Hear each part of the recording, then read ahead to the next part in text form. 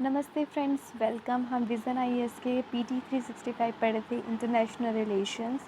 हम हाफ से ज़्यादा टॉपिक्स कवर कर चुके थे। अब हम ओपेक पे पहुंच चुके थे, Organisation for the Petroleum Exporting Countries. फिर हम यूनाइटेड नेशन ऑर्गेनाइजेशन के बारे में पढ़ेंगे, प्रोग्राम है उनके कुछ न्यूज़ में वो पढ़ेंगे। फिर मल्टीलैटरल ऑर्गेनाइजेशन है, उसको देखेंगे। सो हम स्टार्ट करते हैं। शंघाई कोऑपरेशन ऑर्गेनाइजेशन के बारे में पढ़ते हैं। एससीयू जो रशियन प्राइम मिनिस्टर है, उन्होंने चेयर करी है एससीयू की 20 समिट, जो कि ये हेड ऑफ़ स्टेट की समिट थी। ये जो फर्स्ट एससीयू समिट थी, जो कि वर्चुअल फॉर्मेट के साथ हुई है। जैसे कि आप देख सकते हैं, आजकल कोविड-19 की वजह से सभी समिट्स वर्चुअल माध्यम से ही हो रही है। इंडिया ने अपना फुल सपोर्ट दिया है 20 एनिवर्सरी पे एससीयू की, जो कि 2021 को एससीयू ईयर ऑफ कल्चर बनाना चाहती है। इंडिया ने अनाउंस करा था 2021 में कि वो नेशनल म्यूज़ियम बनाएंगे, जो कि एग्जीबिशन होगा जो बुद्धिस्ट हेरिटेज है एससीओ कंट्रीज़ का। इंडिया ने प्रपोज़ भी किया है कि वे स्पेशल वर्किंग ग्रुप बनाएंगे। इंडिया ने प्रपोज़ किया है कि वे स्पेशल वर्किंग ग्रुप बनाएंगे इनोवेशन के ऊपर, स्टार्टअप के ऊपर, एक सब ग्रुप बनाएंगे ट्रेडिशनल मेडिसिन, जो कि एससीओ के अंदर होगा। एससीओ एक परमानेंट ऑर्गेनाइजेशन है, इंटर गवर्नमेंटल है, ऑर्गेनाइजेशन है, जो political and economic and military organisation है, जो कि शंघाई में फाउंड की गई थी 2001 में। कि रीजनल डेवलपमेंट में फोकस करती है। सिक्योरिटीज़ इशू है, जैसे कि terrorism, ethnic separatism, religious extremism, उसका मेन फोकस है। रशिया और मैंड्रिन इसकी ऑफिशियल और वर्किंग लैंग्वेज है। जो वर्किंग के बारे में देखा जाए, वो शंघाई स्पिरिट के ऊपर वर्क करती है, जो कि mutual trust, mutual benefit, equality, consultation, respect, cultural diversity की और कॉमन डेवलपमेंट की बात करते हैं। वर्किंग स्ट्रक्चर देखा जाए तो इसमें हेड ऑफ स्टेट काउंसिल है, ये हाईएस्ट डिसीजन मेकिंग बॉडी होती है एससीयू में। हेड ऑफ गवर्नमेंट है, ये एससीयू की सेकेंड हाईएस्ट बॉडी होती है, जो कि ग्रुप का ट्रेड और इकोनॉमिक एजेंडा जो कि अप्रूव किया जाएगा एनुअल बजट के दौरान, उसको देखती है। इसके 2 परमानेंट बॉडीज़ होती हैं, जिस सेक्रेटरीट है जिसको बोलते हैं, जो कि कोऑर्डिनेट करता है जो एससीयू की एक्टिविटी है उसको, और इंफॉर्मेशन प्रोवाइड करता है, जो कि एनालिटिकल, लीगल और ऑर्गेनाइजेशन, टेक्निकल सपोर्ट के बारे में जो इन्फॉर्मेशन है वो प्रोवाइड करता है। एक रीजनल एंटी टेररिस्ट स्ट्रक्चर भी है इसमें, जिसको राइट्स बोलते हैं। ये रीजनल टेररिज्म को कम्बैट करने की बात करता है, सेपरेटिज्म को भी कम्बैट करने की और एक्सट्रीमिज्म को भी कम्बैट करने की बात करता है। एससीयू की बिजनेस काउंसिल है, इंटरबैंक कंसोर्टियम है, जो कि वर्क करती है कॉपरेशन, ताकि कॉपरेशन हो सके मेंबर के बीच में, अपनी इकोनॉमिक कॉपरेशन को बढ़ा सके और बैंकिंग सर्विसेज को बढ़ा सके। अब हम कंट्रीज़ देख लेते हैं जो कि पार्ट है एससीयू का। सबसे पहले है रशिया, सेकंड है कजाकिस्तान, एंड थर्ड वन इस है उज्बेकिस्तान, ये रेड कलर में शो हो रहा है। किर्गिस्तान है कंट्री, जो कि येलो कलर में शो हो रही है। फिफ्थ है तजिकिस्तान, ग्रीन कलर, और पाकिस्तान डार्क ग्रीन कलर में है। सेवन्थ है इंडिया, एट्थ है चाइना। ग्लोबल इन्फ्लुएंस देखा जाए तो ये 42% वर्ल्ड की पॉपुलेशन है उसको कवर करती है, 20% ग्लोबल जीडीपी को कवर करती है। जो 4 मेंबर हैं, India, Russia, China and Pakistan, ये न्यूक्लियर पावर्स हैं इस ग्रुप में, और रशिया एंड चाइना इसमें परमानेंट मेंबर है यूनाइटेड नेशन सिक्योरिटी काउंसिल के।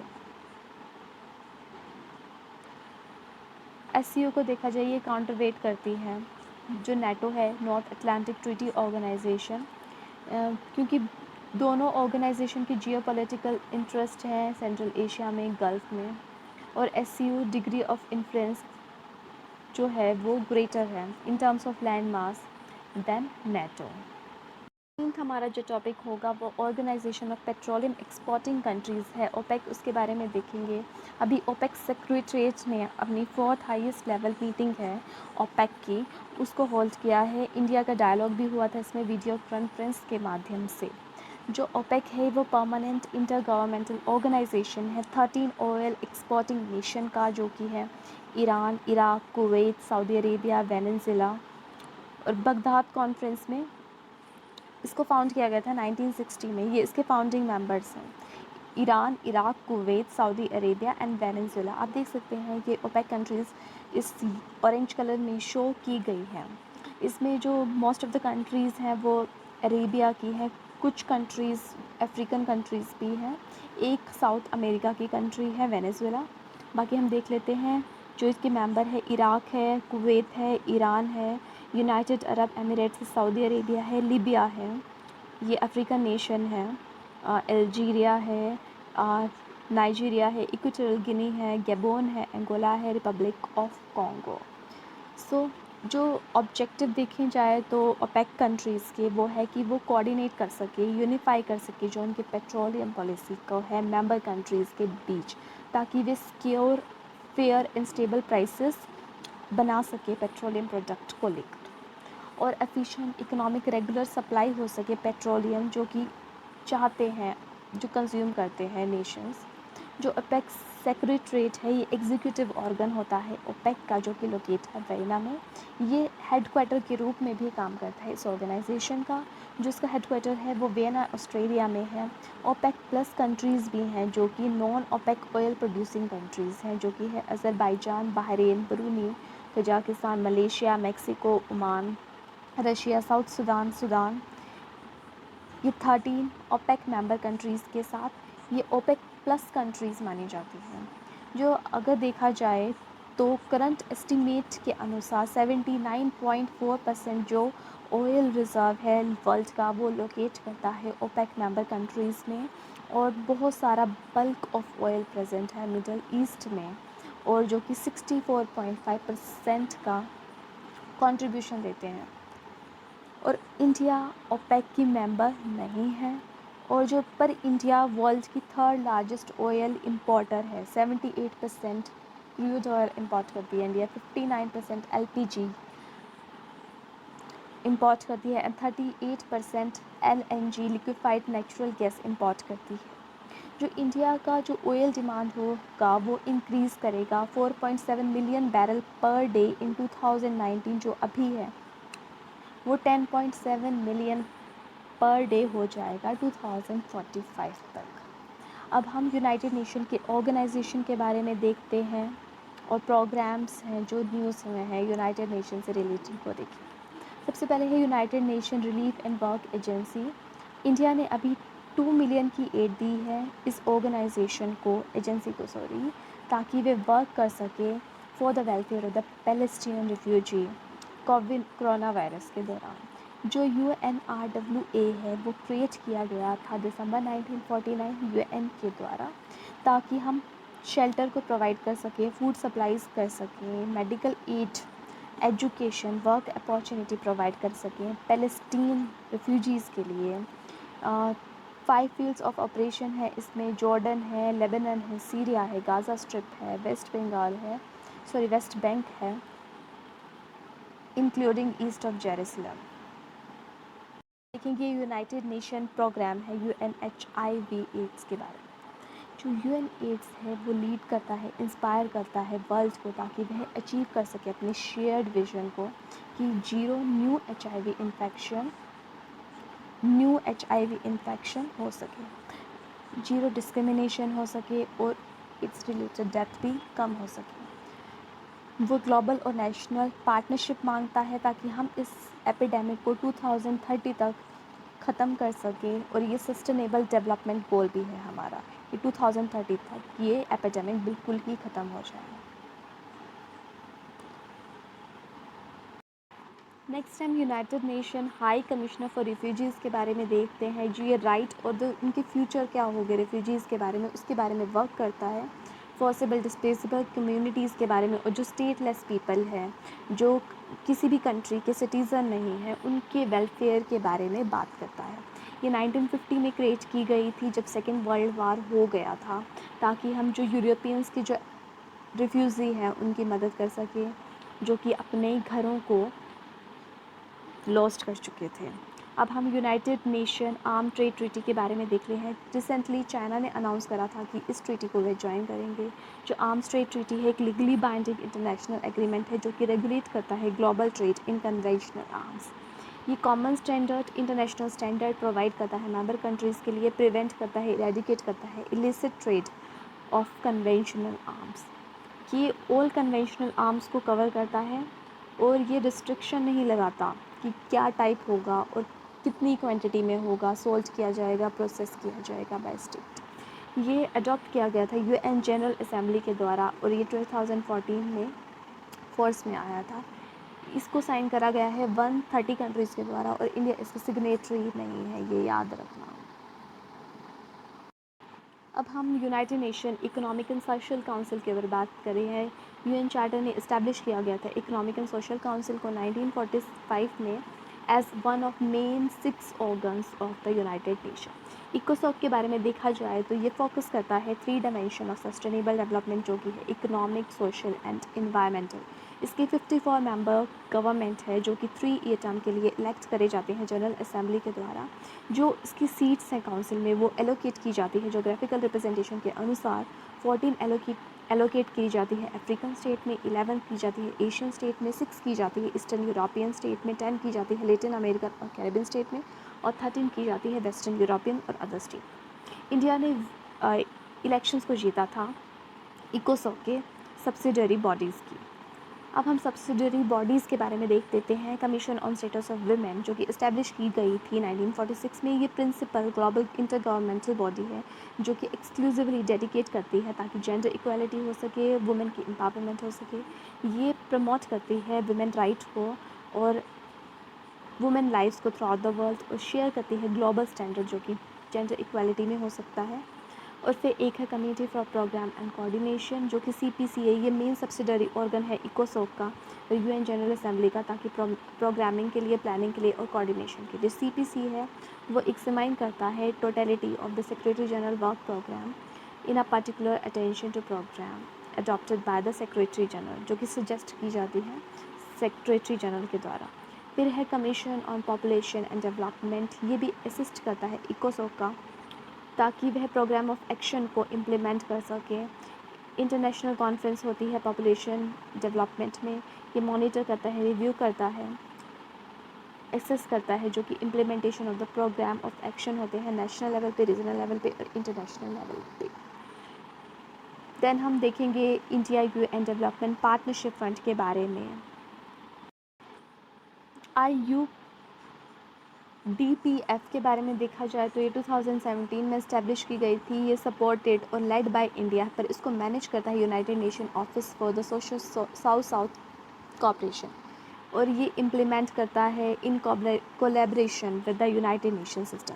UNOSSC के बारे में देखा गया है तो ये होस्टेड बाय UNDP सिंस 1974 और इसको इस्टेब्लिश किया गया था यूनाइटेड नेशन जनरल असेंबली के द्वारा ताकि हम प्रमोट कर सके, कोऑर्डिनेट कर सके और सपोर्ट कर सके south south and triangular cooperation globally and with in United nation system. South south cooperation ये ब्रॉड फ्रेमवर्क है कोलैबोरेशन का अमॉन्ग डेवलपिंग कंट्रीज़ जो कि पॉलिटिकल, इकोनॉमिकली, कल्चरल, इन्वायरमेंटली और टेक्निकल डोमेन में कोऑपरेट करते हैं। ये सेल्फ रिलायंस डेवलपिंग कंट्रीज़ के बारे में बात करते हैं ताकि उनकी क्रिएटिव कैपेसिटी को इन्हेंस किया जा सके और उनके डेवलपमेंट प्रॉब्लम को सॉल्व किया जा सके। ट्रायंगल कोऑपरेशन में देखा जाता है ये ट्रेडिशनल डोनर कंट्रीज़ हैं, मल्टीलैटरल ऑर्गेनाइजेशन है जो कि फैसिलिटेट करते हैं साउथ साउथ इनिशिएटिव को फंडिंग से, ट्रेनिंग से, मैनेजमेंट से और टेक्नोलॉजिकल सिस्टम से। और इंडिया कंट्रीब्यूट करता है 15.46 million to IUPDPF fund. Multilateral organisation जिसका इंडिया पार्ट है, सबसे पहले है Organisation for the Prohibition of the Chemical Weapon. ये इस्टेब्लिश की गई थी 1997 में। इसका हेडक्वार्टर हेग नीदरलैंड में है। जो OPCW के मेंबर स्टेट हैं वो कलेक्टिव गोल्स शेयर करते हैं ताकि जो प्रिवेंट कर सके chemistry from ever being used for warfare और स्ट्रेंथन कर सके इंटरनेशनल सिक्योरिटी को। ये एक इम्प्लीमेंटिंग बॉडी है जो कि कन्वेंशन हुई थी prohibition of the development, production, stock piling and use of chemical weapon. इसमें 193 कंट्रीज़ मेंबर हैं। इंडिया इसका मेंबर है और इसराइल ने इसे साइन किया था बट नॉट रेटिफाइड। इजिप्ट और north Korea and south Sudan ने कभी इसे साइन भी नहीं करा नॉर रेटिफाइड इट। जो कॉन्फ्रेंस होती है स्टेट पार्टी की, वह प्लेनरी ऑर्गन होता है जो कि उसके मेंबर्स के द्वारा किया जाता है और उसमें सभी मेंबर्स का इक्वल वोटिंग राइट्स होता है। OPCW ने मेजर माइलस्टोन क्रिएट किया था जब उन्होंने डिस्ट्रॉय किए थे 90% of stock pile of the chemical weapons, और उनको 2013 में नोबेल पीस प्राइज़ भी अवार्ड किया गया। इंटरनेशनल एटॉमिक एनर्जी एजेंसी के बारे में देखा जाए तो एक इंटरनेशनल ऑर्गेनाइजेशन है जो कि 1957 में क्रिएट की गई थी ताकि वह प्रमोट कर सके safe, secure and peaceful use of nuclear technologies. IAEA के बारे में देखा जाए तो ये रिपोर्ट करती है यूनाइटेड नेशन जनरल असेंबली को, सिक्योरिटी काउंसिल को। डेजिग्नेटेड मेंबर है इंडिया इसका, और वह सर्व करता है बोर्ड ऑफ गवर्नर्स में of the IAEA since its inception.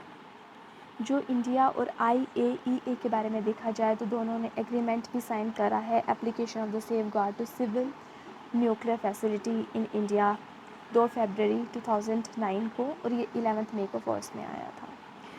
उसके सेफ गार्ड एग्रीमेंट है। IAEA को राइट है, ऑब्लिगेशन है ताकि वो सेफ गार्ड कर सके न्यूक्लियर मटेरियल को। एक्सक्लूसिव पावर भी है जो कि वेरीफाई करती है न्यूक्लियर मटेरियल को कि वह डाइवर्ट ना हो सके न्यूक्लियर वेपन में।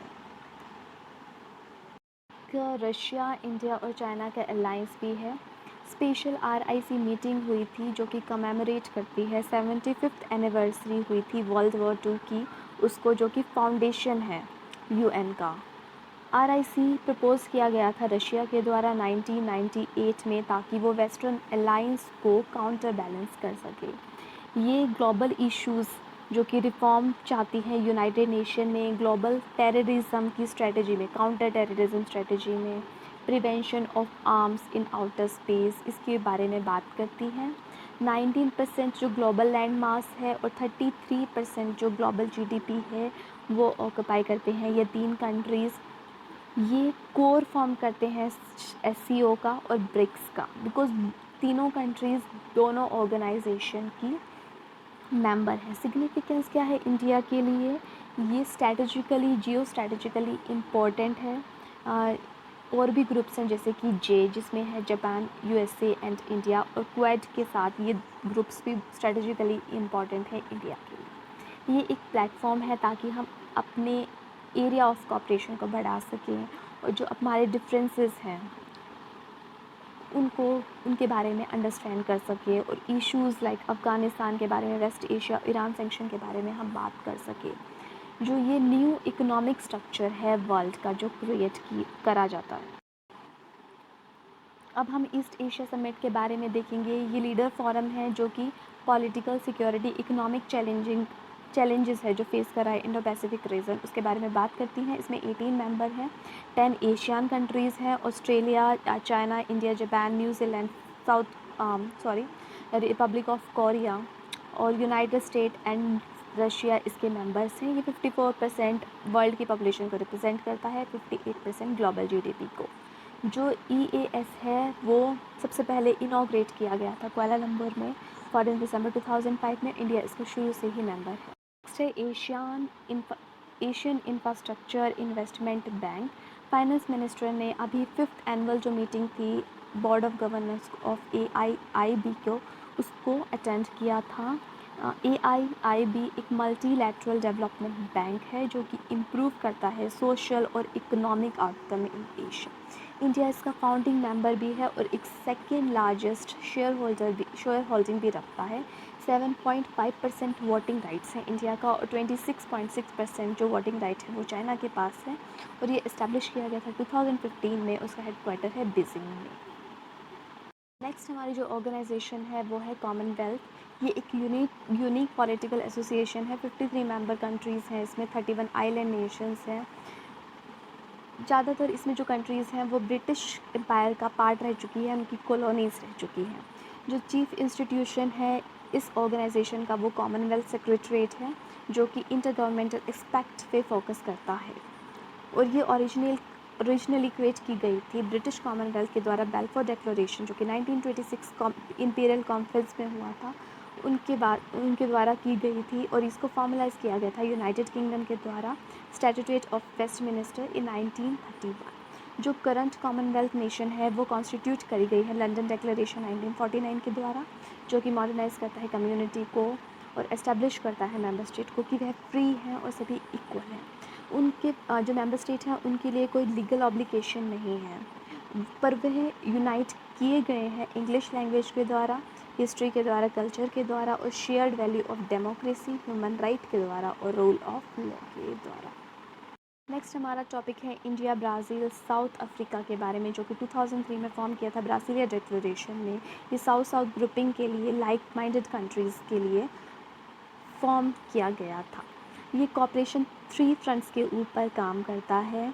ग्लोबल इंस्टीट्यूशन है ये, पॉलिटिकल इकोनॉमिक गवर्नेंस का कोलैबोरेट करता है प्रोजेक्ट जो कि कॉमन बेनिफिट रखते हैं तीनों कंट्रीज़ के लिए। इसमें एक IBSA फंड भी है जो कि फाइनेंशियल सपोर्ट प्रोवाइड करता है साउथ ऑन साउथ लेड और demand driver and transformation project के लिए अक्रॉस डेवलपिंग वर्ल्ड, और ये फोकस करता है लीस्ट डेवलप्ड कंट्रीज़ के ऊपर। हमारा टॉपिक है एशियन डेवलपमेंट बैंक, जो कि 1966 में फाउंड किया गया था। इसमें 67 मेंबर कंट्रीज़ हैं, 48 इसमें मेंबर कंट्रीज़ हैं वो एशियन रीजन की हैं। जो इंडिया है इसका फाउंडिंग मेंबर है, जो पर ये ऑपरेशनल कंट्री में हुई थी 1986 में, जब इंडिया इसका बोरोविंग मेंबर बना था। इंडिया ने इसको ADB ये कन्वेंशनली लेड की जा रही है बाय जापानीज़ गवर्नर, और जो टॉप 5 शेयर होल्डर्स है ADB में वो है जापान जो कि 15.6% शेयर रखता है, United nation 15.6%, United state 15.6% share रखता है, चाइना इसमें 6.4%, इंडिया 6.3%, फोर्थ लार्जेस्ट शेयर रखता है इसमें, और देन ऑस्ट्रेलिया 5.8%। ये डायरेक्ट असिस्टेंट प्रोवाइड करते हैं जो प्राइवेट एंटरप्राइज हैं डेवलपिंग कंट्रीज़ के लिए, और इक्विटी इन्वेस्टमेंट और लोन्स में असिस्टेंस प्रोवाइड करता है। नेक्स्ट हमारा टॉपिक है मेकोंग गंगा कॉपरेशन से रिलेटेड। ये 6 कंट्री का इनिशिएटिव है। इंडिया है इसमें मेंबर, और 5 एशियन कंट्रीज़ भी हैं जो कि है Cambodia, Laos, Myanmar, Thailand and Vietnam. ये 5 कंट्री से मेकोंग रिवर पास करती है along with the China. China इस कॉपरेशन का पार्ट नहीं है। और फिर उसके बाद ये कॉपरेशन मांगते हैं टूरिज़्म में, कल्चर में, एजुकेशन में, ट्रांसपोर्ट और कम्युनिकेशन में भी। ये 2000 में लॉन्च किया गया था वियतनाम, लाओस में। जो बोथ गंगा और जो मेकोंग रिवर है ये एक सिविलाइज्ड रिवर हैं, और मेकोंग गंगा कॉपरेशन इनिशिएटिव है जो कि क्लोजर कॉन्टेक्ट क्रिएट करता है जो कि पीपल रहते हैं उन 2 मेजर रिवर बेसिन्स में। और जो USA ने भी इसको पार्टनर करा था मेकोंग नेशंस को, ताकि वह चाइना के ग्रोइंग इन्फ्लुएंस को काउंटर कर सके। नेक्स्ट हमारा टॉपिक होगा जेनेवा कन्वेंशन से लेकर 1949। आपको पता ही होगा जेनेवा कन्वेंशन बहुत ज़्यादा न्यूज़ में आई थी जब पाकिस्तान ने हमारे सोल्जर को कंट्रोल में ले लिया था, अपने डिटेन कर लिया था। सो ये जेनेवा कन्वेंशन क्या है? जेनेवा कन्वेंशन एक, और उसके जो एडिशन प्रोटोकॉल है ये बेस क्रिएट करते हैं मॉडर्न इंटरनेशनल ह्यूमैनिटेरियन लॉ का। ये बताते हैं कि सोल्जर्स और सिविलियंस को कैसे ट्रीट करा जाता है वॉर के टाइम पे। ये अडॉप्ट की गई थी 1949 में, और ये एक्सपीरियंस लेती है सेकेंड वर्ल्ड वॉर से। फॉर जेनेवा कन्वेंशन अभी भी लागू हैं, और दिस एडिशनल प्रोटोकॉल अडॉप्ट किए जाते हैं जो कि एक्सपेंड करते हैं जेनेवा कन्वेंशन के रूल्स को।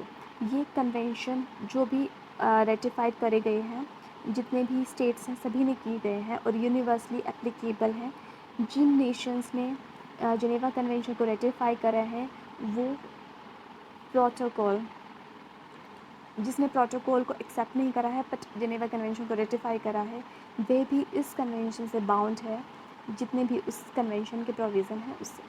सो अब हमारे टॉपिक्स कवर हो गए हैं मल्टीनेशनल ऑर्गेनाइजेशन के, जिसमें इंडिया पार्ट है। हम नेक्स्ट टॉपिक में ये ऑर्गेनाइजेशन को डिस्कस करेंगे जिसमें इंडिया पार्ट नहीं है। So thank you so much, ऐसे ही वीडियो देखते रहिए।